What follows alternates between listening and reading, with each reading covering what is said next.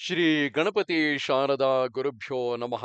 ಉತ್ತರಂ ಯತ್ ಸಮುದ್ರಸ್ಯ ಹಿಮಾದ್ರೇಶ್ಚೈವ ದಕ್ಷಿಣಂ ವರ್ಷಂ ತದ್ಭಾರತಂ ನಾಮ ಭಾರತೀಯತ್ರ ಸಂತತಿ.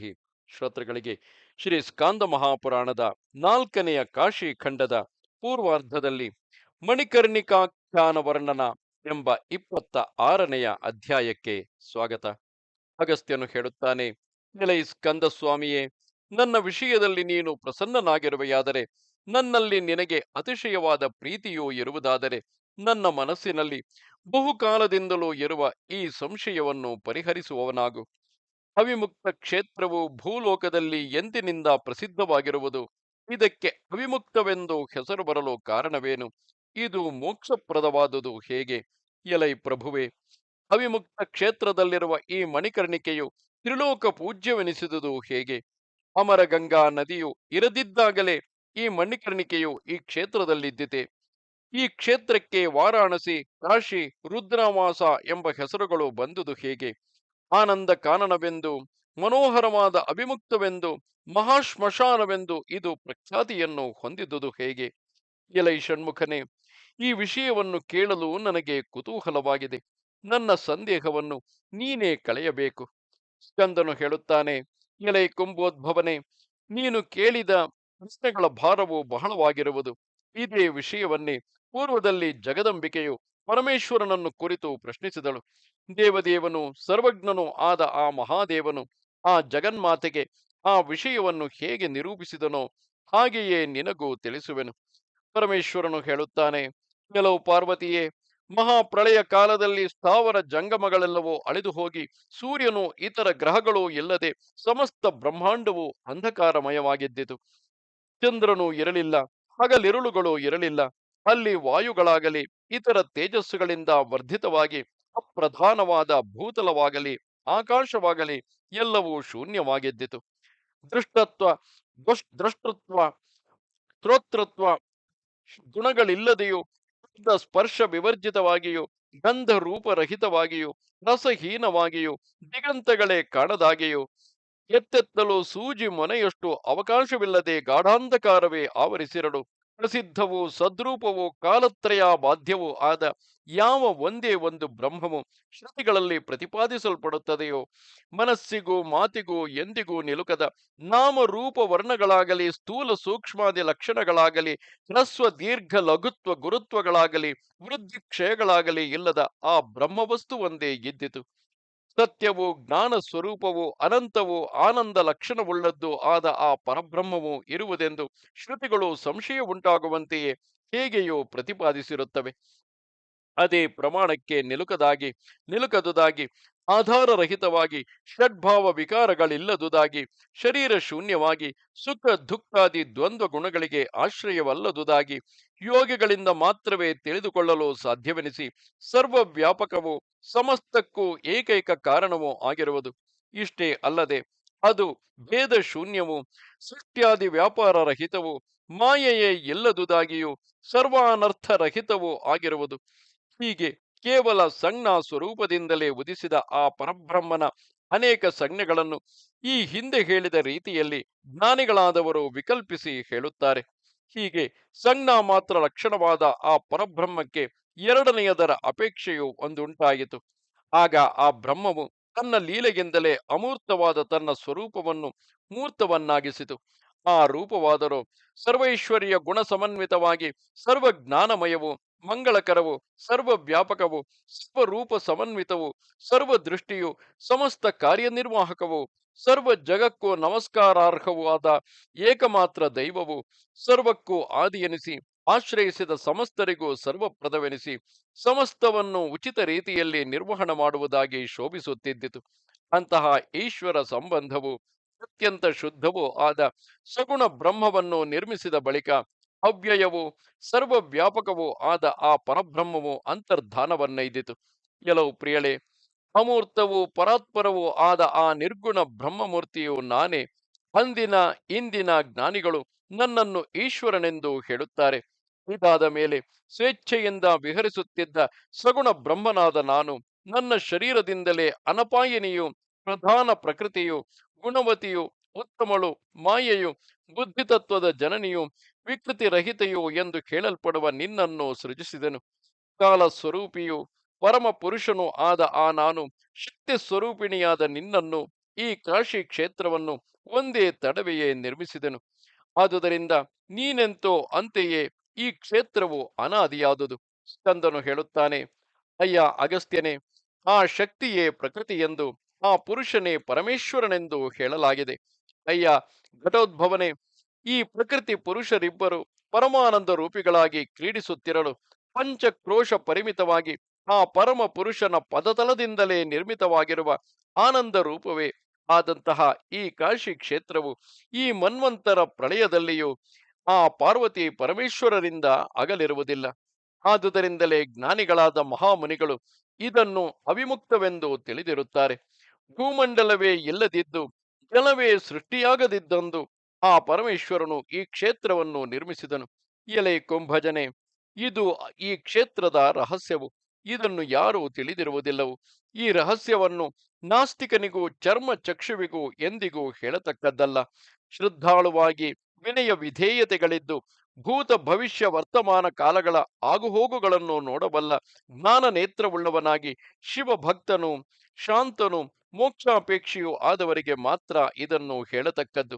ಪಾರ್ವತಿ ಪರಮೇಶ್ವರರಿಗೆ ಹಂಸತೂಲಿಕಾ ತಲ್ಪವೆನಿಸಿ ನಿರಂತರವು ಸುಖಾಸ್ಪದವಾಗಿರುವ ಈ ಕ್ಷೇತ್ರವು ಅಂದು ಮೊದಲುಗೊಂಡು ಅವಿಮುಕ್ತವೆಂದು ಹೇಳಲ್ಪಡುತ್ತಿದೆ. ನೈಯಾಯಿಕರು ತಿಳುವಳಿಕೆಯಿಲ್ಲದೆ ಪ್ರತಿಪಾದಿಸುವ ಕಾರ್ಯಮಾತ್ರದ ಪ್ರಳಯವನ್ನು ಪಾರ್ವತಿ ಪರಮೇಶ್ವರರಿಗೂ ಅನ್ವಯಿಸುವುದಾದರೆ ಆಗ ಮಾತ್ರ ಮೋಕ್ಷ ಪ್ರಾಪಕವಾದ ಈ ಕ್ಷೇತ್ರಕ್ಕೂ ಪ್ರಳಯವನ್ನು ಭಾವಿಸಬಹುದು. ಮಹೇಶ್ವರನನ್ನು ಆರಾಧಿಸದೆಯೂ ಕಾಶಿ ಕ್ಷೇತ್ರವನ್ನು ಹೊಂದದೆಯೂ ಇರುವ ಮಾನವನು ಯೋಗಾದಿ ವಿಜ್ಞಾನ ಸಂಪನ್ನನಾಗಿದ್ದರೂ ಮೋಕ್ಷವನ್ನು ಪಡೆಯುವುದಿಲ್ಲ. ಪೂರ್ವದಲ್ಲಿ ಪಿನಾಕಧರನಾದ ಪರಮೇಶ್ವರನು ಈ ಕ್ಷೇತ್ರವು ಆನಂದಕ್ಕೆ ನಿಧಾನವಾಗಿದ್ದುದರಿಂದ ಇದನ್ನು ಆನಂದ ಕಾರಣವೆಂದು ಕರೆದನು. ಆಮೇಲೆ ಇದಕ್ಕೆ ಅವಿಮುಕ್ತವೆಂಬ ಹೆಸರು ಬಂದಿತು. ಆನಂದ ಕಂದ ಬೀಜಗಳು ಅಂದರೆ ಬ್ರಹ್ಮಾತ್ಮಗಳ ಐಕ್ಯ ಲಕ್ಷಣವಾದ ಜ್ಞಾನವು ಈ ಆನಂದ ಕಂದ ಬೀಜಗಳು ಮೊಳೆತಿರುವವೋ ಎಂಬಂತೆ ಪ್ರಕಾಶಿಸುವ ಈ ಆನಂದ ಕಾರಣದ ಸಮಸ್ತ ಶಿವಲಿಂಗಗಳನ್ನು ತಿಳಿದುಕೊಳ್ಳಬೇಕು. ಅಯ್ಯ ಘಟೋದ್ಭವನೇ, ಈ ಕ್ಷೇತ್ರಕ್ಕೆ ಅವಿಮುಕ್ತವೆಂಬ ಹೆಸರು ಪ್ರಸಿದ್ಧವಾದುದು ಹೀಗೆ. ಇನ್ನು ಮಣಿಕರ್ಣಿಕಾ ತೀರ್ಥವು ಉದ್ಭವಿಸಿದುದು ಹೇಗೆಂಬ ಕಥೆಯನ್ನು ಹೇಳುತ್ತೇನೆ ಕೇಳು. ಹಿಂದೆ ಈ ಆನಂದ ಕಾರಣದಲ್ಲಿ ಪಾರ್ವತಿ ಪರಮೇಶ್ವರರು ಕ್ರೀಡಿಸುತ್ತಿರುವಾಗ ಪರಮೇಶ್ವರನಿಗೆ ಮತ್ತೊಂದನ್ನು ಸೃಜಿಸಬೇಕೆಂಬ ಇಚ್ಛೆಯುಂಟಾಯಿತು. ಯಾವುದರಲ್ಲಿ ಸಮಸ್ತ ಜೀವಿಗಳಿಗೂ ಮೋಕ್ಷವನ್ನು ನೀಡುವ ಕಾರ್ಯಭಾರವನ್ನು ನ್ಯಾಸ ಮಾಡಿದರೆ ನಾವೀರ್ವರು ನಮ್ಮ ಇಷ್ಟ ಬಂದಂತೆ ಸಂಚರಿಸುವವರಾಗಿ ಕಾಶಿ ಕ್ಷೇತ್ರದಲ್ಲಿ ಮೃತಿಯೊಂದಿದವರಿಗೆ ಮಾತ್ರ ಮೋಕ್ಷವನ್ನು ಅನುಗ್ರಹಿಸುವೆವೋ ಅಂತಹದೊಂದನ್ನು ಸೃಜಿಸಬೇಕು. ಅದೇ ಸಮಸ್ತ ಕಾರ್ಯಭಾರವನ್ನು ನಿರ್ವಹಿಸುತ್ತದೆ, ಸಮಸ್ತರನ್ನು ಪರಿಪಾಲಿಸುತ್ತದೆ, ಅಂತೆಯೇ ಸಮಸ್ತವನ್ನು ಸಂಹರಿಸುತ್ತದೆ. ಅದೇ ಸರ್ವೈಶ್ವರ್ಯಕ್ಕೂ ನಿಧಿಯಾಗಿರುವುದು. ಇಂತು ಯೋಚಿಸಿ, ಆ ಪರಮೇಶ್ವರನು ಚಿಂತೆ ಎಂಬ ತರಂಗಗಳಿಂದ ಆಂದೋಳಿತವಾಗಿ ಸತ್ವವೆಂಬ ರತ್ನವನ್ನು ಒಳಗೊಂಡುದು, ಅಂಧಕಾರವೆಂಬ ಮೊಸಳೆಗಳುಳ್ಳದ್ದು, ರಜೋಗುಣವೆಂಬ ಹವಳದ ಬಳ್ಳಿಗಳಿಂದ ಅಲಂಕೃತವಾದುದು ಆದ ಚಿತ್ತವೆಂಬ ಸಮುದ್ರವನ್ನು ಸ್ಥಿರೀಕರಿಸಿಕೊಂಡು ಯಾವುದೇ ಪ್ರಸಾದದಿಂದ ಈ ಆನಂದ ಕಾರಣದಲ್ಲಿ ನಾವೀರ್ವರು ಸುಖವಾಗಿ ಇರುವಂತಾಗುವುದೋ, ಮನಸ್ಸು ಅತ್ತಿತ್ತ ಚಲಿಸಿ ಹೋಗಿ ಭೋಗವೊಂದರಲ್ಲಿಯೇ ಚಿಂತೆಯುಳ್ಳ ಪುರುಷನಿಗೆ ಎಲ್ಲಿಯೂ ಸುಖವೆಂಬುದು ಇರುವುದಿಲ್ಲ. ಎಲೈ ಅಗಸ್ತ್ಯನೇ, ಜನಧಾತೃವು ದೂರ್ಜಟಿಯು ಸರ್ವಾಂತರ್ಯಾಮಿಯೂ ಆದ ಆ ವಿಶ್ವೇಶ್ವರನು ಜಗದಂಬಿಕೆಯೊಡನೆ ಈ ಪ್ರಕಾರವಾಗಿ ನಿಶ್ಚಯಿಸಿ ಆ ಬಳಿಕ ತನ್ನ ದಕ್ಷಿಣಾಂಗದಲ್ಲಿ ಅಮೃತ ವರ್ಷಿಯಾದ ದೃಷ್ಟಿಯನ್ನು ಪಸರಿಸಿದನು. ಒಡನೆಯೇ ತ್ರೈಲೋಕ್ಯ ಸುಂದರನಾದ ಓರ್ವ ಪುರುಷನು ಆ ಪರಮೇಶ್ವರನ ದಕ್ಷಿಣಾಂಗದಲ್ಲಿ ಉದ್ಭವಿಸಿದನು. ಆತನು ಶಾಂತನು, ಸತ್ವಗುಣದಿಂದ ಕೂಡಿದವನು, ಗಾಂಭೀರ್ಯದಿಂದ ಸಾಗರವನ್ನೇ ಜಯಿಸಿದವನು, ಕ್ಷಮಾಗುಣದಿಂದ ಅನುಪಮನೂ ಆಗಿದ್ದನಲ್ಲದೆ ಇಂದ್ರನೀಲ ಮಣಿಕಾಂತಿಯುಳ್ಳವನಾಗಿ ಮಹಾ ತೇಜ ಸಂಪನ್ನನಾಗಿ ಕಮಲದಂತೆ ವಿಶಾಲವಾದ ನೇತ್ರಗಳಿಂದೊಪ್ಪಿ ಚಿನ್ನದ ಪುತ್ಥಳಿಯಂತೆ ಹೊಳೆಯುತ್ತಿರುವ ಹೀನಾಂಬರವನ್ನು ಹೊದೆದು ಪ್ರಕಾಶಮಾನವೂ ಪ್ರಚಂಡವೂ ಆದ ಬಾಹುದಂಡ ಯುಗಳದಿಂದ ಪ್ರಕಾಶಿಸುತ್ತಾ ಅರಳಿ ಗಮಗಮಿಸುತ್ತಿರುವ ನಾಭಿ ಪದ್ಮವುಳ್ಳವನಾಗಿ ಸಮಸ್ತ ಕಲ್ಯಾಣ ಗುಣಗಳಿಗೂ ಮುಕ್ತವಾದ ವಾಸಸ್ಥಾನವಾಗಿ ಸಮಸ್ತ ಕಲೆಗಳಿಗೂ ನಿಧಿಸ್ವರೂಪನಾಗಿ ಸರ್ವೋತ್ತಮನೂ ಪುರುಷೋತ್ತಮನೂ ಆಗಿದ್ದನು. ತರುವಾಯ ಆ ಮಹಾದೇವನು ಅಮಿತ ಮಹಾತ್ಮ್ಯವನ್ನೊಳಗೊಂಡ ಆ ಪುರುಷೋತ್ತಮನನ್ನು ಕಂಡು ಅಯ್ಯ ಪುರುಷನೇ, ನೀನು ಅಚ್ಯುತನು, ಇಂದಿನಿಂದ ನೀನು ವಿಷ್ಣುವಾಗು. ನಿನ್ನ ನಿಶ್ವಾಸವೇ ವೇದಗಳು, ಅವುಗಳಿಂದಲೇ ನೀನು ವೇದ್ಯನಾಗುವೆಯಲ್ಲದೆ ಸಮಸ್ತವನ್ನು ತಿಳಿಯುವೆ. ಆ ವೇದಗಳಲ್ಲಿ ಕಂಡುಬರುವ ಮಾರ್ಗದಲ್ಲಿಯೇ ನಡೆದು ಸೃಷ್ಟಿ ಸ್ಥಿತಿ ಲಯಾದಿಗಳೆಲ್ಲವನ್ನು ಯಥೋಚಿತವಾಗಿ ನಡೆಸುವವನಾಗು ಯಥೋಚಿತವಾಗಿ ನಡೆಸುವವನಾಗು. ಎಲೈ ಅಗಸ್ತ್ಯನೇ, ಆ ಮಹೇಶ್ವರನು ಬುದ್ಧಿತತ್ವ ಸ್ವರೂಪಿಯಾದ ಆ ವಿಷ್ಣುವನ್ನು ಕುರಿತು ಈ ರೀತಿ ಹೇಳಿದ ತರುವಾಯ ಶಿವೆಯೊಡಗೂಡಿ ಆನಂದ ಕಾರಣವನ್ನು ಪ್ರವೇಶಿಸಿದನು. ತರುವಾಯ ಷಡ್ಗುಣೈಶ್ವರ್ಯ ಪರಿಪೂರ್ಣನಾದ ಆ ವಿಷ್ಣುಪಾದರೋ ಪರಮೇಶ್ವರನ ಅಣತಿಯನ್ನು ಶಿರಸ ಧಾರಣೆ ಮಾಡಿದವನಾಗಿ ಒಂದು ಕ್ಷಣಕಾಲ ಧ್ಯಾನದಲ್ಲಿ ಮಗ್ನನಾಗಿದ್ದು ತರುವಾಯ ತಪಶ್ಚರಣದಲ್ಲಿಯೇ ಮನಸ್ಸನ್ನು ನೆಲೆಗೊಳಿಸಿದನು. ಆ ಹರಿಯು ತನ್ನ ಚಕ್ರಾಯುಧದಿಂದ ಮನೋಹರವಾದ ಪುಷ್ಕರಣಿಯೊಂದನ್ನು ತೋಡಿ ತನ್ನ ಮೈಯ ಬೆವರ ಹನಿಯಿಂದ ಅದನ್ನು ತುಂಬಿಸಿದನು. ಆ ಚಕ್ರ ಪುಷ್ಕರಣಿ ತೀರದಲ್ಲಿ ಆತನು ಸ್ಥಾಣುವಿನಂತೆ ಕಟ್ಟ ಕದಲದೆ 50,000 ವರ್ಷಗಳ ಕಾಲ ಉಗ್ರವಾದ ತಪಸ್ಸನ್ನು ಮಾಡಿದನು. ಬಳಿಕ ಪರಮೇಶ್ವರನು ಪಾರ್ವತಿ ಸಹಿತನಾಗಿ ನಿಶ್ಚಲನಾಗಿ ಕುಳಿತು ಕಣ್ಣುಗಳನ್ನು ಮುಗಿದುಕೊಂಡು ತಪಸ್ಸಿನಿಂದ ಪ್ರಜ್ವಲಿಸುತ್ತಿದ್ದ ಅವನನ್ನು ಕಂಡು ಶಿರಸ್ಸನ್ನು ಅಡಿಗಡಿಗೂ ಅಲುಗಾಡಿಸಿ ಅವನನ್ನು ಕುರಿತು, ಆಹಾ, ಎಂತಹ ಮಹತ್ತರವಾದ ತಪಸ್ಸನ್ನು ಆಚರಿಸಿದೆ. ನಿನ್ನ ಚಿತ್ತ ಸ್ಥೈರ್ಯವು ಆಶ್ಚರ್ಯಕರವಾದುದು. ಈ ನಿನ್ನ ತಪಸ್ಸನ್ನು ನೋಡಿದರೆ ಸಾಕ್ಷಾತ್ ಅಗ್ನಿಯು ಕಾಷ್ಟಗಳಿಲ್ಲದೆಯೇ ನಿರಂತರವೂ ಜ್ವಲಿಸುತ್ತಿರುವಂತಿದೆ. ಎಲೈ ಮಹಾವಿಷ್ಣುವೆ, ಇನ್ನು ಈ ತಪಸ್ಸನ್ನು ಸಾಕು ಮಾಡು. ಎಲೈ ಶ್ರೇಷ್ಠನೇ, ನಿನಗೆ ಬೇಕಾದ ವರವನ್ನು ಕೇಳಿಕೋ ಎಂದು ಹೇಳಿದನು. ಪರಮೇಶ್ವರನು ಮತ್ತೆ ಮತ್ತೆ ನುಡಿದ ಈ ಮಾತುಗಳನ್ನು ಕೇಳಿ ಆ ಚತುರ್ಭುಜನು ತನ್ನ ತಾವರೆ ಕಣ್ಣುಗಳನ್ನು ಅರಳಿಸಿ ಆ ಸ್ವಾಮಿಯನ್ನು ಕಂಡು ದಿಗ್ಗನೆದ್ದು ನಿಂತನು. ಶ್ರೀ ವಿಷ್ಣುವು ಹೇಳುತ್ತಾನೆ, ದೇವೇಶ್ವರ, ಮಹೇಶ್ವರನಾದ ನೀನು ನನ್ನಲ್ಲಿ ಪ್ರಸನ್ನನಾಗಿರುವೆಯಾದರೆ ಭವಾನಿ ಸಹಿತನಾದ ನಿನ್ನನ್ನು ಸರ್ವ ಕಾಲಗಳಲ್ಲಿಯೂ ನೋಡುತ್ತಿರಲು ಅಪೇಕ್ಷಿಸುತ್ತೇನೆ. ನಾನು ಮಾಡುವ ಸಮಸ್ತ ಕರ್ಮಗಳಲ್ಲಿಯೂ, ನಾನು ಸಂಚರಿಸುವ ಸಮಸ್ತ ಪ್ರದೇಶಗಳಲ್ಲಿಯೂ ಶಶಿಶೇಖರನಾದ ನೀನೇ ಮುಂದಾಗಿರುವುದನ್ನು ನೋಡಬಯಸುತ್ತೇನೆ. ನನಗೆ ಈ ವರವನ್ನು ಮಾತ್ರ ಅನುಗ್ರಹಿಸು. ನನ್ನ ಚಿತ್ತವೆಂಬ ಭ್ರಮರವು ನಿನ್ನ ಚರಣ ಕಮಲದ ಮಕರಂದವೆಂಬ ಮಧುವನ್ನು ಪಾನ ಮಾಡುವುದರಲ್ಲಿಯೇ ಆಸಕ್ತವಾಗಿ ಮತ್ತೆಲ್ಲಿಯೂ ಹೋಗದೆ ನಿಶ್ಚಲವಾಗಿರಲಿ. ಶ್ರೀ ಶಿವನು ಹೇಳುತ್ತಾನೆ, ಅಯ್ಯ ಹೃಷಿಕೇಶನೇ, ನೀನು ಕೇಳಿದಂತೆಯೇ ಆಗಲಿ. ಎಲೈ ಸುವ್ರತನೇ, ನಾನು ನಿನಗೆ ಮತ್ತೊಂದು ವರವನ್ನು ಕೊಡುತ್ತೇನೆ, ಕೇಳು. ಈ ನಿನ್ನ ತಪಸ್ಸನ್ನು ನೋಡಿದ ನಾನು ನಾಗಕುಂಡಲಗಳಿಂದ ಅಲಂಕೃತವಾದ ಕಿವಿಗಳಿಂದೊಪ್ಪುತ್ತಿರುವ ಈ ಶಿರಸ್ಸನ್ನು ಆಶ್ಚರ್ಯದಿಂದ ತೂಗಿದೆನಷ್ಟೇ. ಆ ಕಾರಣದಿಂದ ರತ್ನ ಖಚಿತವಾದ ಮಣಿಕರ್ಣಿಕೆಯು ನನ್ನ ಕಿವಿಯಿಂದ ಜಾರಿ ಬಿದ್ದಿತು. ಆದುದರಿಂದ ಈ ಸರಸ್ಸು ಮಣಿಕರ್ಣಿಕೆ ಎಂದು ಪ್ರಸಿದ್ಧವಾಗಲಿ. ಈ ಸರಸ್ಸು ಪೂರ್ವದಲ್ಲಿ ನೀನು ಚಕ್ರದಿಂದ ತೋಡಿ ನಿರ್ಮಿಸಿದುದಾಗಿ ಚಕ್ರ ಪುಷ್ಕರಣಿ ತೀರ್ಥವೆಂದು ಪ್ರಸಿದ್ಧವಾಗಿದ್ದಿತು. ಶಂಖಚಕ್ರ ಗದಾಧರನಾದ ಎಲೈ ವಿಷ್ಣುವೆ, ಈಗ ನನ್ನ ಕಿವಿಯಿಂದ ಮಣಿಕರ್ಣಿಕೆಯು ಇಲ್ಲಿ ಜಾರಿ ಬಿದ್ದುದರಿಂದ ಇಂದು ಮೊದಲುಗೊಂಡು ಲೋಕದಲ್ಲಿ ಈ ತೀರ್ಥವು ಮಣಿಕರ್ಣಿಕೆ ಎಂದು ಪ್ರಖ್ಯಾತಿಗೊಳ್ಳಲಿ. ಶ್ರೀ ವಿಷ್ಣುವು ಹೇಳುತ್ತಾನೆ, ಎಲೈ ಪಾರ್ವತಿ ಪ್ರಿಯನಾದ ಶಂಕರನೇ, ನಿನ್ನ ಮುತ್ತಿನೋಲೆಯು ಇಲ್ಲಿ ಬಿದ್ದುದರಿಂದ ಈ ತೀರ್ಥವು ಅತ್ಯುತ್ತಮವಾದ ತೀರ್ಥವಾಗಲಿ. ಇಲ್ಲಿನ ಕ್ಷೇತ್ರವೆಲ್ಲವೂ ಮುಕ್ತಿ ಕ್ಷೇತ್ರವಾಗಲಿ. ಅನಿರ್ವಾಚ್ಯವಾದ ಈಶ್ವರನೆಂಬ ಜ್ಯೋತಿಯು ಇಲ್ಲಿ ಸತತವಾಗಿ ಪ್ರಕಾಶಿಸುತ್ತಿರುವುದರಿಂದ ಎಲೈ ವಿಭುವೆ, ಈ ಕ್ಷೇತ್ರಕ್ಕೆ ಕಾಶಿ ಎಂಬ ಮತ್ತೊಂದು ಹೆಸರು ಪ್ರಸಿದ್ಧವಾಗಲಿ. ಎಲೈ ಸ್ವಾಮಿಯೇ, ಇನ್ನೊಂದು ವರವನ್ನು ನಾನು ಬೇಡುವೆನು. ಅದನ್ನು ನೀನು ಯಾವ ವಿಚಾರವನ್ನು ಮಾಡದೆ ನನಗೆ ಅನುಗ್ರಹಿಸಬೇಕು. ಎಲೈ ಶಿವನೇ, ಜಗದ್ರಕ್ಷಾಮಣಿಯೇ, ನಾನು ಈ ವರವನ್ನು ಪರೋಪಕಾರಕ್ಕಾಗಿ ನಿನ್ನನ್ನು ಕೇಳುತ್ತಿರುವೆನು. ಆ ಬ್ರಹ್ಮ ಸ್ತಂಭ ಪರ್ಯಂತವಾಗಿ ಚತುರ್ವಿಧ ಭೂತ ಗ್ರಾಮಗಳಲ್ಲಿ ಜಂತು ಸಂಜ್ಞಿತವಾದ ಯಾವ ಯಾವ ಪ್ರಾಣಿಯು ಈ ಕಾಶಿಯಲ್ಲಿ ಇರುವುದೋ ಅದೆಲ್ಲವೂ ಮುಕ್ತಿಯನ್ನು ಪಡೆಯಲಿ. ಎಲೈ ಶಂಭುವೆ, ನಿನ್ನ ಮಣಿಕರ್ಣಿಕೆಯಿಂದ ಅಲಂಕೃತವಾಗಿ ಆ ಹೆಸರಿನಿಂದಲೇ ವಿರಾಜಿಸುತ್ತಿರುವ ಈ ತೀರ್ಥ ಶ್ರೇಷ್ಠದಲ್ಲಿ ಸ್ನಾನ, ಸಂಧ್ಯಾವಂದನ, ಜಪ, ಹೋಮ, ಉತ್ತಮವಾದ ವೇದಾಧ್ಯಯನ, ಪಿತೃ ಋಷಿ ತರ್ಪಣ ಪಿತೃ ಋಷಿ ತರ್ಪಣಗಳು, ಪಿತೃಗಳಿಗೆ ಪಿಂಡದಾನಗಳು, ದೇವತಾ ಪೂಜನ, ಗೋವು, ಭೂಮಿ, ತಿಲ, ಹಿರಣ್ಯ, ಅಶ್ವ, ದೀಪ, ಅನ್ನ, ವಸ್ತ್ರ, ಭೂಷಣ, ಕನ್ಯೆ ಮೊದಲಾದ ದಾನಗಳು, ಅಗ್ನಿಷ್ಟೋಮಾದಿ ಯಾಗಗಳು, ಮೃತ ಸಮಾಪನ, ವೃಷೋತ್ಸರ್ಗ, ಶಿವಲಿಂಗಾದಿ ಪ್ರತಿಷ್ಠೆಗಳು ಮೊದಲಾದವುಗಳನ್ನು ಮಹಾಪ್ರಾಜ್ಞನಾದ ಯಾವ ಮಾನವನು ಆಯಸ್ಸು ಕ್ಷಣಿಕವೆಂಬ ಸಂಗತಿಯನ್ನು ಅರಿತುಕೊಂಡು ಬಾಳಿನಲ್ಲಿ ವಿಪತ್ತುಗಳೇ ಅಧಿಕವೆಂಬುದನ್ನು, ತನಗಿರುವ ಸಂಪತ್ತು ಅತಿ ಚಂಚಲವೆಂಬುದನ್ನು ತಿಳಿದು ಮಾಡುತ್ತಾನೆಯೋ ಅವನಿಗೆ ಆಯಾ ಕರ್ಮಗಳ ಫಲವಾಗಿ ಅಕ್ಷಯವಾದ ಮುಕ್ತಿಯೊಂದೇ ದೊರಕಲಿ.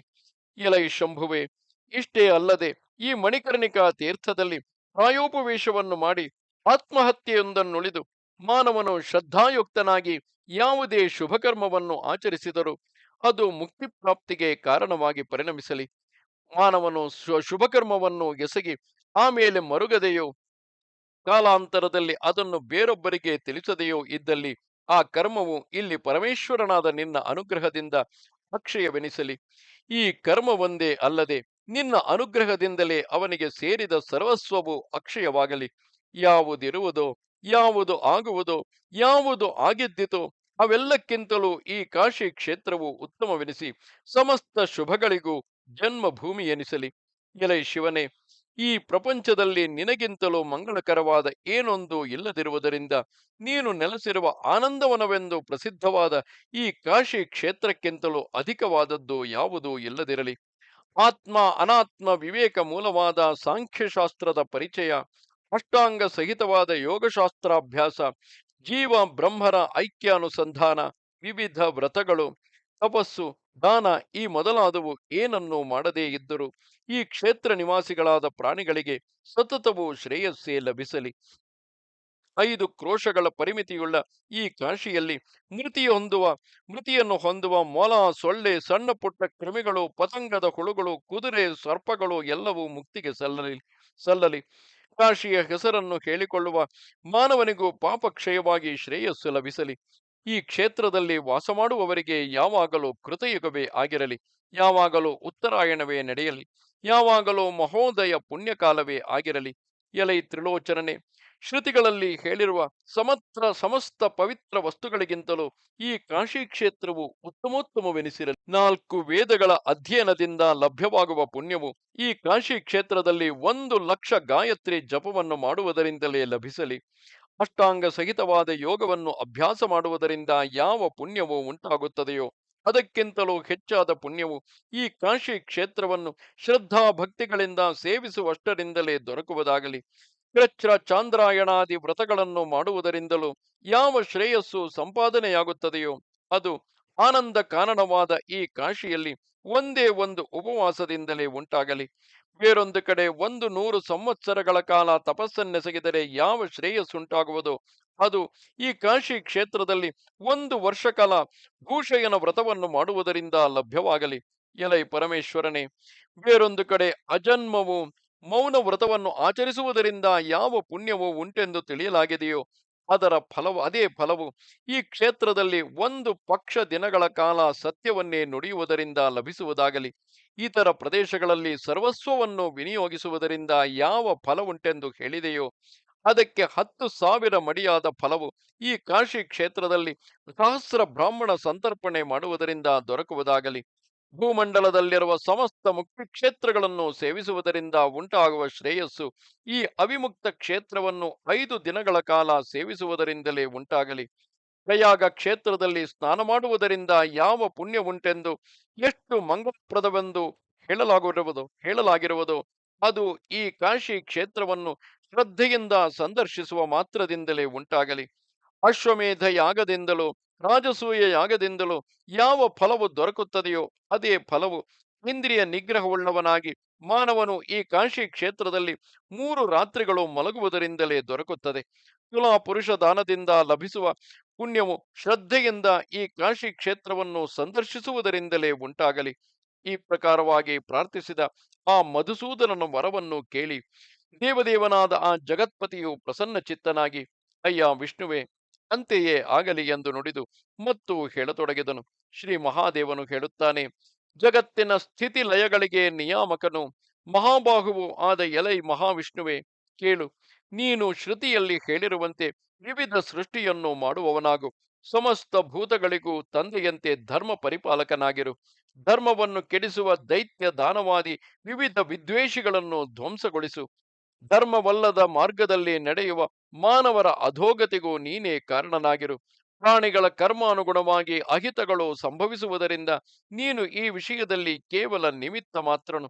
ಪರಿಪಕ್ವ ಸ್ಥಿತಿಗೆ ಬಂದ ಸಸ್ಯವು ಪ್ರಸವ ಬಂಧನದಿಂದ ಎಂತು ಬಿದ್ದು ಹೋಗುವುದೋ ಅಂತೆಯೇ ತುಂಬಿ ಬಂದ ಪಾಪಗಳುಳ್ಳ ಮಾನವರು ತಾವಾಗಿಯೇ ಬಿದ್ದು ಹೋಗುತ್ತಾರೆ. ಯಾವ ಮಾನವರು ತಮ್ಮ ತಪೋಬಲದಿಂದ ಗರ್ವಗೊಂಡು ನಿನ್ನನ್ನು ಅಪಮಾನಗೊಳಿಸುತ್ತಾರೆಯೋ ಅವರ ಸಂಹಾರಕ್ಕಾಗಿ ನಾನು ಸಮರ್ಥನೆ ಆಗಿರುತ್ತೇನೆ. ಸಣ್ಣ ಪುಟ್ಟ ಪಾಪಗಳನ್ನು ಮಾಡಿರುವವರು ಪಂಚಮಹಾಪಾತಕಗಳು ಕಾಶಿ ಕ್ಷೇತ್ರವನ್ನು ಹೊಂದಿ ಆ ಪಾಪಗಳೆಲ್ಲವನ್ನು ಕಳೆದುಕೊಂಡು ಪುಣ್ಯಶಾಲಿಗಳಾಗುತ್ತಾನೆ. 5 ಕ್ರೋಶಗಳ ಪರಿಮಿತಿಯುಳ್ಳ ಈ ಕಾಶಿ ಕ್ಷೇತ್ರವು ನನಗೆ ಅತ್ಯಂತ ಪ್ರಿಯವಾದುದು. ಇಲ್ಲಿ ನನ್ನ ಆಜ್ಞೆಯೊಂದೇ ನಡೆಯುತ್ತದೆಯಲ್ಲದೆ ಮತ್ತಾರ ಆಜ್ಞೆಯೂ ನಡೆಯುವುದಿಲ್ಲ. ಎಲವು ಶುಭಲೋಚನೆಯಾದ ಮೃಡಾನಿಯೇ, ನಾನು ಮಹಾವಿಷ್ಣುವನ್ನು ಕುರಿತು ಮತ್ತೆ ಹೇಳಿದೆನು. ಅಯ್ಯ ವಿಷ್ಣುವೇ, ನಾನು ಈ ಕ್ಷೇತ್ರದಲ್ಲಿ ಅತ್ಯುಗ್ರವಾದ ತೇಜಸ್ಸನ್ನು ಪ್ರಸರಿಸಿ 3 ಲೋಕಗಳಿಗೂ ಆಶ್ಚರ್ಯಕರವಾಗುವಂತೆ ಕೇವಲ ತೇಜೋರೂಪದಿಂದಲೇ ಸಂಚರಿಸುತ್ತಿರುವೆನು. ಈ ಅವಿಮುಕ್ತ ಕ್ಷೇತ್ರದಲ್ಲಿ ವಾಸ ಮಾಡುವ ಪಾಪಿಷ್ಟವಾದ ಜಂತುಗಳಿಗೂ ನಾನೇ ಶಾಸಕನಾಗಿರುವನಲ್ಲದೆ ಬೇರೊಬ್ಬನೂ ಇರುವುದಿಲ್ಲವೆಂದು ತಿಳಿ.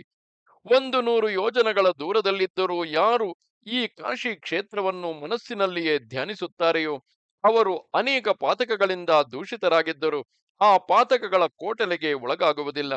ನನಗೆ ಅತ್ಯಂತ ಪ್ರಿಯಕರವಾದ ಈ ಅವಿಮುಕ್ತ ಕ್ಷೇತ್ರವನ್ನು ಬಹಳ ದೂರದಲ್ಲಿದ್ದರೂ ಮಹಾಪಾಪಿಯೇ ಆಗಿದ್ದರು ಯಾವ ಮಾನವನು ಪ್ರಾಣೋತ್ಕ್ರಮಣ ಕಾಲದಲ್ಲಿ ಸ್ಮರಿಸುತ್ತಾನೆಯೋ ಅವನು ಆ ಪಾಪದ ತೊಡಿಗೆಯನ್ನು ತೊರೆದು ಸ್ವರ್ಗದ ಸಮಸ್ತ ಭೋಗಗಳನ್ನು ಅನುಭವಿಸುತ್ತಾನೆ. ಅಲ್ಲದೆ ಆ ಕಾಶಿ ಸ್ಮರಣ ಪುಣ್ಯದಿಂದಲೇ ಸ್ವರ್ಗದಿಂದ ಜಾರಿದ ಮೇಲೆ ಭೂಮಂಡಲದಲ್ಲಿ ಏಕಛತ್ರಾಧಿಪತಿಯಾದ ರಾಜನಾಗಿ ಜನಿಸಿ ಅನೇಕ ಪ್ರಕಾರವಾದ ಭೋಗಗಳನ್ನು ಅನುಭವಿಸಿದ ಬಳಿಕ ಈ ಅವಿಮುಕ್ತ ಕ್ಷೇತ್ರಕ್ಕೆ ಬಂದು ಅದನ್ನು ಸೇವಿಸಿ ಆ ಪುಣ್ಯದ ಪ್ರಭಾವದಿಂದಲೇ ಮೋಕ್ಷ ಪದವಿಗೆ ಭಾಗಿಯಾಗುತ್ತಾನೆ. ಎಲೆ ಶುಚಸ್ಮಿತೆಯೇ, ಈ ಕಾಶಿ ಕ್ಷೇತ್ರದಲ್ಲಿ ನಿಯತವಾದ ಇಂದ್ರಿಯಗಳು ಮನಸ್ಸು ಉಳ್ಳವನಾಗಿ ಬಹುಕಾಲ ನೆಲೆಸಿದ್ದು ಆ ತರುವಾಯ ದೈವಯೋಗದಿಂದ ಬೇರೊಂದೆಡೆಯಲ್ಲಿ ಮೃತಿ ಹೊಂದುವ ಮಾನವನು ಸ್ವರ್ಗ ಸುಖಗಳನ್ನು ಅನುಭವಿಸಿ ಅಲ್ಲಿಂದ ಭೂಲೋಕಕ್ಕೆ ಬಂದು ಸಾರ್ವಭೌಮನಾಗಿ ಜನಿಸಿದ್ದು ಮತ್ತೆ ಕಾಶಿ ಕ್ಷೇತ್ರಕ್ಕೆ ಬಂದು ಕಡೆಗೆ ಮೋಕ್ಷವನ್ನೇ ಪಡೆಯುತ್ತಾನೆ. ಎಲೆ ವಿಷ್ಣುವೆ, ಸಕಲ ಕರ್ಮ ಬೀಜಗಳನ್ನು ನಿರ್ಮೂಲಗೊಳಿಸಲು ಸಮರ್ಥವಾದ ಕಾಶಿ ಕ್ಷೇತ್ರವಾಸವು ಲೋಕದಲ್ಲಿ ಯಾರೋ ಒಬ್ಬಿಬ್ಬರಿಗೆ ಮಾತ್ರ ಲಭ್ಯವಾಗುತ್ತದೆ. ಶ್ರೀ ವಿಷ್ಣುವು ಹೇಳುತ್ತಾನೆ, ಎಲೈ ದೇವೇಶ್ವರನೇ, ಯಾವನು ಈ ಕಾಶಿ ಕ್ಷೇತ್ರ ಮಹಾತ್ಮ್ಯವನ್ನು ದಿಟವಾಗಿಯೂ ತಿಳಿದುಕೊಳ್ಳದೆಯೋ ಅದನ್ನು ಹೇಳುವವರಿದ್ದು ಕೇಳಿ ನಂಬದೆಯೂ ಇರುವವನಿಗೆ ಯಾವ ಗತಿಯುಂಟಾಗುವುದು? ಶ್ರೀ ಶಿವನು ಹೇಳುತ್ತಾನೆ, ಅಯ್ಯ ಕೇಶವನೇ, ಬೇರೆ ಕಡೆಗಳಲ್ಲಿ ಮಹತ್ತರವಾದ ಅನೇಕ ಪಾಪಗಳನ್ನು ಮಾಡಿ ಕಾಶಿ ಕ್ಷೇತ್ರದಲ್ಲಿಯೂ ನಂಬಿಕೆಯನ್ನಿಡದೆ ಕೇವಲ ಅಜ್ಞಾನಿಯಾಗಿ ಇಲ್ಲಿಯೇ ಹೇಗೋ ಮೃತಿ ಹೊಂದಿದರು. ಅವನು ಈ ಕ್ಷೇತ್ರದ ಮಹಿಮೆಯನ್ನೇನು ತಿಳಿಯದಿದ್ದರು ಅವನಿಗೆ ಎಂತಹ ಸದ್ಗತಿಯು ಪ್ರಾಪ್ತವಾಗುವುದು ಎಂಬುದನ್ನು ಕೇಳು. ಪಂಚಕ್ರೋಶಿ ಎಂದು ಪ್ರಸಿದ್ಧವಾಗಿರುವ ಈ ಕಾಶಿ ಕ್ಷೇತ್ರವನ್ನು ಪ್ರವೇಶಿಸಿದೊಡನೆ ಮಾನವನೆಸಗಿದ ಸಕಲ ಪಾಪಗಳು ಈ ಕ್ಷೇತ್ರದ ಹೊರಗಡೆಯೇ ನಿಲ್ಲುತ್ತವೆಯಲ್ಲದೆ ಎಂದಿಗೂ ಒಳಕ್ಕೆ ಬರುವುದಿಲ್ಲ. ಎಲೈ ಅನಘನೆ, ಕಾಶಿ ಕ್ಷೇತ್ರದ ಹೊರವಲಯದಲ್ಲಿ ಗಡಿಗಳನ್ನು ಸಂರಕ್ಷಿಸುತ್ತಾ ಸಂಚರಿಸುತ್ತಿರುವ ತ್ರಿಶೂಲಧಾರಿಗಳಾದ ನನ್ನ ಗಣನಾಯಕರ ಭೀತಿಯಿಂದ ಆ ಪಾಪ ಸಂತಾನಗಳು ತಾವು ಆಶ್ರಯಿಸಿರುವ ಮಾನವನು ಕ್ಷೇತ್ರವನ್ನು ಪ್ರವೇಶಿಸಿದೊಡನೆಯೇ ಅವನನ್ನು ಬಿಟ್ಟು ಹೊರಟು ಹೋಗುವವು. ಬಳಿಕ ಆ ಮಾನವನು ಮಣಿಕರ್ಣಿಕಾ ತೀರ್ಥದಲ್ಲಿ ಸ್ನಾನ ಮಾಡಿದುದಾದರೆ ಉತ್ತಮವಾದ ಪುಣ್ಯವನ್ನು ಪಡೆಯುತ್ತಾನೆ. ಭೂಲೋಕದಲ್ಲಿರುವ ಸಮಸ್ತ ತೀರ್ಥಗಳಲ್ಲಿ ಸ್ನಾನವನ್ನು ಆಚರಿಸುವುದರಿಂದ ಯಾವ ಪುಣ್ಯವು ದೊರಕುತ್ತದೆಯೋ ಆ ಪುಣ್ಯವು ಮಣಿಕರ್ಣಿಕಾ ತೀರ್ಥದಲ್ಲಿ ಒಂದೇ ಒಂದು ಬಾರಿ ಸ್ನಾನ ಮಾಡುವುದರಿಂದ ದೊರಕುವುದು. ಶಾಸ್ತ್ರ ವಿಧಿಯನ್ನು ಅನುಸರಿಸಿ ಮಾನವನು ಮೃತ್ತಿಕೆ, ಗೋಮಯ, ಕುಶ ಮೊದಲಾದವುಗಳಿಂದ ಕೂಡಿದವನಾಗಿ ತನ್ನ ಶಾಖೆಗೆ ಸಂಬಂಧಿಸಿದ ವರುಣ ಮಂತ್ರಗಳನ್ನು ಉಚ್ಚರಿಸಿಕೊಂಡು ಗರಿಕೆ, ಉಪಮಾರ್ಗ ಪತ್ರೆ, ದರ್ಭೆಗಳಿಂದ ಮಣಿಕರ್ಣಿಕಾ ಜಲದಲ್ಲಿ ಸ್ನಾನ ಮಾಡಿದುದಾದರೆ ಸರ್ವತೀರ್ಥ ಸ್ನಾನಗಳಿಂದಲೂ ಸರ್ವದಾನಗಳಿಂದಲೂ ದೊರಕುವ ಪುಣ್ಯ ಫಲವನ್ನು ಪಡೆಯುತ್ತಾನೆ. ಶ್ರದ್ಧೆಗಿಲ್ಲದಿದ್ದರೂ ವಿಧಿಪೂರ್ವಕವಾಗಿ ಮಣಿಕರ್ಣಿಕೆಯಲ್ಲಿ ಸ್ನಾನ ಮಾಡಿದವನು ಸಹ ಸ್ವರ್ಗ ಪ್ರಾಪ್ತಿಕರವಾದ ಉತ್ತಮ ಪುಣ್ಯವನ್ನೇ ಪಡೆಯುತ್ತಾನೆ. ಎಲೈ ಅಚ್ಯುತನೆ, ಶ್ರದ್ಧಾ ಸಮನ್ವಿತವಾಗಿ ಶಾಸ್ತ್ರೋಕ್ತ ವಿಧಿಯನ್ನು ಅನುಸರಿಸಿ ಮಣಿಕರ್ಣಿಕಾ ತೀರ್ಥದಲ್ಲಿ ಮಿಂದು ತಿಲ, ಬರ್ಹಿಸ್ಸು, ಯಮ ಮೊದಲಾದವುಗಳಿಂದ ಸಮೀಚೀನವಾಗಿ ದೇವ, ಪಿತೃ, ಋಷಿ ತರ್ಪಣಗಳನ್ನು ಮಾಡಿದ ಮಾನವನು ಸಮಸ್ತ ಯಜ್ಞಗಳ ಫಲವನ್ನು ಪಡೆಯುವನು. ನಂಬಿಕೆಯನ್ನಿಟ್ಟು ವಿಧಿಪೂರ್ವಕವಾಗಿ ಸ್ನಾನವನ್ನು ಆಚರಿಸಿ ದೇವ, ಋಷಿ, ಪಿತೃಗಳಿಗೆ ಉದಕ ಕ್ರಿಯೆಯನ್ನೆಸಗಿ ಗಾಯತ್ರಿಯೇ ಮೊದಲಾದ ಮಂತ್ರ ಜಪಗಳನ್ನು ಮಾಡಿ ದೇವತೆಗಳನ್ನು ಪೂಜಿಸಿದ ಮಾನವನು ಸಕಲ ಮಂತ್ರಾನುಷ್ಠಾನದ ಫಲವನ್ನು ಪಡೆಯುತ್ತಾನೆ. ಜಿತೇಂದ್ರಿಯನಾಗಿ ಮೌನ ವ್ರತವನ್ನು ಅವಲಂಬಿಸಿ ಮಣಿಕರ್ಣಿಕೆಯಲ್ಲಿ ಮಿಂದು ವಿಶ್ವೇಶ್ವರನನ್ನು ಸಂದರ್ಶಿಸುವುದಾದರೆ ಸಮಸ್ತ ಕ್ರತುಗಳನ್ನು ಮಾಡುವುದರಿಂದ ಉಂಟಾಗುವ ಶ್ರೇಯಸ್ಸನ್ನೇ ಅಲ್ಲದೆ ಮುನಿತ್ವವನ್ನು ಪಡೆಯುತ್ತಾನೆ. ಮಾನವನು ಸ್ನಾನ, ದೇವತಾರ್ಚನೆಗಳಲ್ಲಿಯೂ, ಜಪ ಕಾಲಗಳಲ್ಲಿಯೂ, ಹೋಮ ಕಾಲಗಳಲ್ಲಿಯೂ, ಮಲಮೂತ್ರ ವಿಸರ್ಜನ ಕಾಲಗಳಲ್ಲಿಯೂ, ದಂತಧಾವನ ಕಾಲಗಳಲ್ಲಿಯೂ ಮೌನವಾಗಿ ಇರತಕ್ಕದ್ದು. ಶಾಸ್ತ್ರ ವಿಧಿಯನ್ನು ಅನುಸರಿಸಿ ವಿವಿಧೋಪಚಾರಗಳಿಂದ ವಿಶ್ವೇಶ್ವರನನ್ನು ಪೂಜಿಸಿದ ಮಾನವನು ಯಾವ ಜೀವವು ಶಿವಾರ್ಚನೆಯನ್ನು ಮಾಡುವುದರಿಂದ ಉಂಟಾಗುವ ಪುಣ್ಯ ಫಲವನ್ನು ಒಂದೇ ತಡವೆಯೇ ಪಡೆಯುತ್ತಾನೆ. ಕೆಲವು ಪಾರ್ವತಿಯೇ, ಈ ಅವಿಮುಕ್ತ ಕ್ಷೇತ್ರದಲ್ಲಿ ಯಾವ ಮಾನವನು ನ್ಯಾಯವಾಗಿ ಸಂಪಾದಿಸಿದ ಧನವನ್ನು ಸ್ವಲ್ಪ ಮಟ್ಟಿಗಾದರೂ ದಾನ ಮಾಡುವನೋ ಅವನು ಎಂದಿಗೂ ದರಿದ್ರನಾಗುವುದಿಲ್ಲ. ಬಗೆ ಬಗೆಯ ಐಶ್ವರ್ಯಗಳನ್ನು ಸಂಪಾದಿಸಿಯೂ ಯಾವನು ಈ ಕ್ಷೇತ್ರದಲ್ಲಿ ಸ್ವಲ್ಪ ಮಾತ್ರವೂ ದಾನವನ್ನೇ ಮಾಡುವುದಿಲ್ಲವೋ ಅವನು ಮೃತಿಯನ್ನು ಹೊಂದಿದ ಮೇಲೆ ಪರಲೋಕದಲ್ಲಿಯೂ ನಿರಂತರ ದುಃಖಿಯಾಗುತ್ತಾನೆ. ಸೃಷ್ಟಿಕರ್ತನು ಮನೋಹರವಾದ ರತ್ನಗಳನ್ನು, ಗೋವು, ಗಜ, ಅಶ್ವ, ಅಂಬರಾದಿಗಳನ್ನು ಅವಿಮುಕ್ತ ಕ್ಷೇತ್ರದಲ್ಲಿ ವಾಸವಾಗಿರುವ ಸತ್ಪಾತ್ರರಿಗೆ ದಾನ ಮಾಡುವುದಕ್ಕಾಗಿಯೇ ಸೃಷ್ಟಿ ಮಾಡಿರುವನು. ಅದರಿಂದ ವಿಶ್ವೇಶ್ವರನಿಗೆ ತೃಪ್ತಿ ಉಂಟಾಗುವುದು. ಹಾಗೆ ವಿಶ್ವೇಶ್ವರನ ಪ್ರೀತಿಗಾಗಿ ವಿನಿಯೋಗಿಸದ ಧನವು ನಿಧನ ಪ್ರಾಯವೇ ಸರಿ. ಆದುದರಿಂದ ಧರ್ಮವನ್ನು ಬಲ್ಲ ಯಾವನು ಕಾಶಿ ಕ್ಷೇತ್ರದಲ್ಲಿ ನ್ಯಾಯವಾಗಿ ತಾನು ಅರ್ಜಿಸಿದ ಧನವನ್ನು ದಾನ ಮಾಡುವನೋ ಅವನೇ ಧನ್ಯನು. ಕೆಲವು ಪಾರ್ವತಿಯೇ, ಈ ಕಾಶಿ ಕ್ಷೇತ್ರದಲ್ಲಿ ಲಿಂಗರೂಪಧರನಾಗಿ ನೆಲೆಸಿರುವ ದೇವದೇವನಾದ ವಿಶ್ವೇಶ್ವರನು ಸಮಸ್ತ ಪ್ರಾಣಿಗಳಿಗೂ ಸಾಕ್ಷಾತ್ ಶೈವ ಶ್ರೇಯಸ್ಸನ್ನು ಅನುಗ್ರಹಿಸತಕ್ಕವನಾಗಿರುವನು. ಪಂಚಕ್ರೋಶ ಪರಿಮಿತವಾದ ಈ ಅವಿಮುಕ್ತ ಮಹಾಕ್ಷೇತ್ರವು ಇಲ್ಲಿರುವ ವಿಶ್ವೇಶ್ವರ ನಾಮಕವಾದ ಲಿಂಗವೊಂದೇ ಜ್ಯೋತಿರ್ಲಿಂಗವೆಂದು ಸಮಸ್ತರು ತಿಳಿಯತಕ್ಕದ್ದು. ಒಂದೇ ಕಡೆ ಇದ್ದರೂ ಸೂರ್ಯಮಂಡಲವು ಎಲ್ಲೆಲ್ಲಿಯೂ ಸಂಚರಿಸುವುದಾಗಿ ಎಲ್ಲರಿಗೂ ಕಾಣುವುದಾಗಿ ಹೇಗಿರುವುದೋ ಹಾಗೆಯೇ ಈ ಕ್ಷೇತ್ರದಲ್ಲಿ ವಿರಾಜಿಸುತ್ತಿರುವ ವಿಶ್ವೇಶ್ವರ ಲಿಂಗವೆಂದು ತಿಳಿದುಕೊಳ್ಳಬೇಕು. ಅನೇಕ ಜನ್ಮಗಳಲ್ಲಿ ಯಾವ ವಿಘ್ನವೂ ಇಲ್ಲದೆ ಸಂತತವಾಗಿ ಅರ್ಜಿಸಿದ ಯೋಗದಿಂದ ಯಾವ ಫಲವು ದೊರಕುತ್ತದೆಯೋ ಅದು ಈ ಕಾಶಿ ಕ್ಷೇತ್ರದಲ್ಲಿ ದೇಹತ್ಯಾಗ ಮಾಡುವುದರಿಂದಲೇ ದೊರಕುತ್ತದೆ. ಜಿತೇಂದ್ರಿಯರಾದವರು ಬಹಳ ಕಾಲದವರೆಗೆ ಸಕಲ ತಪಸ್ಸುಗಳನ್ನು ತಪಿಸಿ ಯಾವ ಪುಣ್ಯ ಫಲವನ್ನು ಪಡೆಯುವರೋ ಅದನ್ನು ಮಾನವರು ಇಲ್ಲಿ ಒಂದು ರಾತ್ರಿ ವಾಸ ಮಾಡುವುದರಿಂದಲೇ ಪಡೆಯುತ್ತಾರೆ. ಕ್ಷೇತ್ರ ಮಹಿಮೆಯನ್ನು ತಿಳಿದವನಾದರೂ ಶ್ರದ್ಧೆ ಇಲ್ಲದವನಾದರೂ ಕಾಲ ಧರ್ಮ ಸಂಯೋಗದಿಂದ ಕಾಶಿ ಕ್ಷೇತ್ರವನ್ನು ಪ್ರವೇಶಿಸಿದೊಡನೆಯೇ ನಿಷ್ಪಾಪನಾಗಿ ಮೃತಿಯೊಂದಿದ ಮೇಲೆ ಅಮೃತತ್ವವನ್ನು ಪಡೆಯುತ್ತಾನೆ. ಮಾನವನು ಭಯಂಕರಗಳಾದ ಪಾಪಗಳನ್ನೆಸಗಿದ್ದರೂ ಅದೃಷ್ಟವಶದಿಂದ ಕಾಶಿಯನ್ನು ಸೇರಿ ಅಲ್ಲಿಯೇ ಇದ್ದು ಮೃತಿ ಹೊಂದಿದ ತರುವಾಯ ನನ್ನ ಅನುಗ್ರಹದಿಂದ ನನ್ನನ್ನೇ ಸೇರುತ್ತಾನೆ. ಕೆಲವು ವಿಶಾಲಾಕ್ಷಿಯೇ, ನನ್ನ ಅನುಗ್ರಹವಿಲ್ಲದೆ ಯಾವನು ತಾನೇ ಈ ಕಾಶಿ ಕ್ಷೇತ್ರವನ್ನು ಹೊಂದಿಯಾನು? ಸೂರ್ಯನನ್ನುಳಿದು ಯಾವನನ್ನು ತಾನೇ ದಿನಕರನೆನ್ನಲಾದೀತು? ಬ್ರಹ್ಮಾದಿ ದೇವತೆಗಳು ಪ್ರಾಕೃತಗಳಾದ ಮಾಯಾ ಪಾಶಗಳಿಂದ ಬದ್ಧರಾಗಿರುತ್ತಾರೆ ಎಂದ ಮೇಲೆ ಮಾನವರ ಪಾಡೇನು? ಅಂತಹವರು ಕಾಶಿಯನ್ನು ಹೊಂದದೆ ನಿರಂತರ ಸುಖವನ್ನು ಪಡೆಯುವುದೆಂತು? ಆ ಮಾಯಾ ಪಾಶಗಳಾದರೂ ಬಹಳ ವಿಚಿತ್ರಗಳಾದವು. ಅವು ಪ್ರಕೃತಿ, ಮಹತ್ತು, ಅಹಂಕಾರ, ಪಂಚ ತನ್ಮಾತ್ರೆಗಳು, ಷೋಡಶ ವಿಕಾರಗಳು ಎಂಬ 24 ಸಂಖ್ಯೆಯುಳ್ಳದ್ದಾಗಿರುವುದು. ಸತ್ವ, ರಜಸ್ಸು, ತಮಸ್ಸುಗಳೆಂಬ 3 ಹುರಿಗಳಿಂದ ಹೊಸದುದಾಗಿರುವುದು. ಧರ್ಮಾರ್ಥ ಕಾಮಾದಿಗಳೇ ಲಕ್ಷಣವಾಗಿ ಬಹು ದೃಢವಾಗಿರುವಂಥವು. ಇಂತಹ ಬಲವತ್ತರವಾದ ಮಾಯಾ ಪಾಶಗಳನ್ನು ಕೊರಳಿಗೆ ಬಿಗಿದುಕೊಂಡು ಕಾಶಿ ಕ್ಷೇತ್ರವನ್ನು ಸೇವಿಸದೆ ಮಾನವರು ಮುಕ್ತಿಯನ್ನು ಪಡೆಯುವುದು ಹೇಗೆ? ಯೋಗವೆಂಬುದು ಅನೇಕ ವಿಘ್ನಗಳನ್ನು ಗೆದ್ದರೆ ಮಾತ್ರ ಸಾಧ್ಯವಾಗುವಂತಹದು. ಕೃಚ್ಛ್ರ ಚಾಂದ್ರಾಯಣಾದಿ ವ್ರತಗಳಿಂದ ಮಾತ್ರ ತಪಸ್ಸು ಸಾಧ್ಯವಾಗುತ್ತದೆ. ಇಂಥ ಯೋಗದಿಂದಾಗಲಿ ತಪಸ್ಸಿನಿಂದಾಗಲಿ ಮಾನವನು ಭ್ರಷ್ಟನಾದಲ್ಲಿ ಮತ್ತೆ ಮಾತೃ ಗರ್ಭದಲ್ಲಿ ಬಿದ್ದು ಯಾತನೆಯನ್ನು ಸಹಿಸಬೇಕಾಗುತ್ತದೆ. ಆದರೆ ಕಾಶಿಯಲ್ಲಿ ಜನಿಸಿ ಪಾಪಗಳನ್ನು ಮಾಡಿ ಅಲ್ಲಿಯೇ ಮೃತಿಯನ್ನು ಹೊಂದಿ ರುದ್ರ ಪಿಶಾಚವಾಗಿ ಹೋದರೂ ಕಡೆಗೆ ಮಾನವನು ಮುಕ್ತಿಯನ್ನೇ ಪಡೆಯುತ್ತಾನೆ. ಕಾಶಿಯಲ್ಲಿ ಮೃತಿಯನ್ನು ಹೊಂದುವ ದುರ್ದೈವ ವಶದಿಂದ ಪಾಪಗಳನ್ನು ಮಾಡುವ ಜಂತುಗಳಿಗೆಲ್ಲ ನರಕ ಪತನವೆಂಬುದು ಇಲ್ಲವೇ ಇಲ್ಲ. ಏಕೆಂದರೆ ಅವರೆಲ್ಲರನ್ನೂ ಶಾಸನ ಮಾಡುವವನು ನಾನೇ ಆಗಿರುತ್ತೇನೆ. ಕೆಲವು ದೇವಿಯೇ, ಈ ಕಾಯವೆಂಬುದು ಅಪಾಯ ಸಹಿತವಾದುದೆಂಬುದನ್ನು, ಗರ್ಭವಾಸವು ಬಹುವೇದನಾಮಯವಾದುದು ಎಂಬುದನ್ನು ಅರಿತು ಸಕಲೈಶ್ವರ್ಯ ಸಮನ್ವಿತವಾದ ರಾಜ್ಯಾಧಿಪತ್ಯವನ್ನು ತೊರೆದು ನಿರಂತರವೂ ಕಾಶಿ ಕ್ಷೇತ್ರವನ್ನು ಸೇವಿಸತಕ್ಕದ್ದು. ಮಹಾಭಯಂಕರನಾದ ಯಮಭಟರು ಇದ್ದಕ್ಕಿದ್ದಂತೆಯೇ ಬಂದು ಪಾಶಗಳನ್ನು ಹಾಕಿ ಬಿಗಿದು ಪ್ರಾಣಿಗಳೆಲ್ಲರನ್ನೂ ಸೆಳೆದೊಯ್ಯುತ್ತಾರೆ. ಆದುದರಿಂದ ಎಲ್ಲರೂ ಜಾಗೃತೆಯಾಗಿ ಕಾಶಿಯನ್ನು ಆಶ್ರಯಿಸತಕ್ಕದ್ದು. ಎಲ್ಲಿ ಪಾಪ ಭೀತಿಯೇ ಇಲ್ಲವೋ, ಎಲ್ಲಿ ಯಮನ ಭಯವೂ ಇರುವುದಿಲ್ಲವೋ, ಎಲ್ಲಿ ಗರ್ಭವಾಸದ ಭಯವೆಂಬುದು ಇಲ್ಲವೇ ಇಲ್ಲವೋ ಆ ಕಾಶಿ ಕ್ಷೇತ್ರವನ್ನು ಯಾರು ತಾನೇ ಆಶ್ರಯಿಸುವುದಿಲ್ಲ? ಈಗಲೋ ನಾಳೆ ಬೆಳಗ್ಗೆಯೋ ನಾಡಿದ್ದೋ ಮೃತಿಯನ್ನು ಹೊಂದಲೇಬೇಕು. ಕಾಲಾವಕಾಶವಿರುವಷ್ಟರಲ್ಲಿಯೇ ಮಾನವನು ಈ ಕಾರಣದಿಂದ ಕಾಶಿಯನ್ನು ಆಶ್ರಯಿಸಲೇಬೇಕು. ಮಾನವನು ಒಮ್ಮೆ ಮೃತಿ ಹೊಂದಿದನೆಂದರೆ ಮತ್ತೆ ಹುಟ್ಟಬೇಕು. ಹುಟ್ಟಿದ ಮೇಲೆ ಸಾವು ಸಿದ್ಧ. ಆದುದರಿಂದ ಜ್ಞಾನಿಯಾದವನು ಎಲ್ಲಿ ನೆಲೆಸಿದರೆ ಮತ್ತೆ ಹುಟ್ಟುವಿಕೆಯೇ ಇರುವುದಿಲ್ಲವೋ ಆ ಕಾಶಿ ಕ್ಷೇತ್ರವನ್ನು ಆಶ್ರಯಿಸಬೇಕು.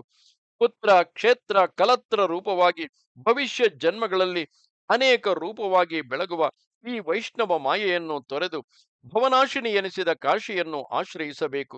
ಸ್ಕಂದನು ಹೇಳುತ್ತಾನೆ, ಕೆಲೈ ಕುಂಭೋದ್ಭವನಾದ ಅಗಸ್ತ್ಯ ಮಹಾಮುನಿಯೇ, ಲೋಕದಲ್ಲಿ ಯಾವ ಮಾನವನು ಈಗ ನಾನು ಯುವಕನಾಗಿದ್ದೇನೆ, ನನಗೆ ಸಾವೆಂಬುದು ಇನ್ನೂ ಬಹುದೂರದಲ್ಲಿದೆ ಎಂದು ನಿರ್ಧರಿಸಬಾರದು. ವಿಷಯಾಂತರಗಳಲ್ಲಿ ಆಸಕ್ತಿಯನ್ನು ತೊರೆದು ಏಕಾಗ್ರ ಚಿತ್ತವುಳ್ಳವನಾಗಿ ಬಹು ರಹಸ್ಯವಾಗಿ ಕುಳಿತು ಯಮಧರ್ಮರಾಜನ ವಾಹನವಾದ ಮಹಿಷದ ಕೊರಳ ಗಂಟೆಯ ಧ್ವನಿಯನ್ನು ಆಲಿಸತಕ್ಕದ್ದು. ಆ ಒಡನೆಯೇ ಯಮನು ಮಹಿಷವನ್ನೇರಿ ನನ್ನನ್ನು ಕರೆದೊಯ್ಯಲು ಬಂದನೆಂದೇ ಭಾವಿಸಬೇಕು. ಆದುದರಿಂದ ಮುಪ್ಪು ಬಾರದಿರುವುದಕ್ಕೆ ಮುಂಚೆ ಜಾಗೃತಗೊಂಡು ಅಧಿಕವಾದ ಆಯಾಸ ಪರಂಪರೆಗಳನ್ನು ತಂದೊಡ್ಡುವ ತರೆಗೆಲೆಗಳ ಮನೆಗೆ ಸಾಟಿ ಎನಿಸಿದ ಸ್ವಂತ ಮನೆಯನ್ನು ತೊರೆದು ಪಟುಮತಿ ಎನಿಸಿ ದೂರ್ಜಟಿಯ ಪಟ್ಟಣವಾದ ಕಾಶಿಯನ್ನು ಸೇರತಕ್ಕದ್ದು.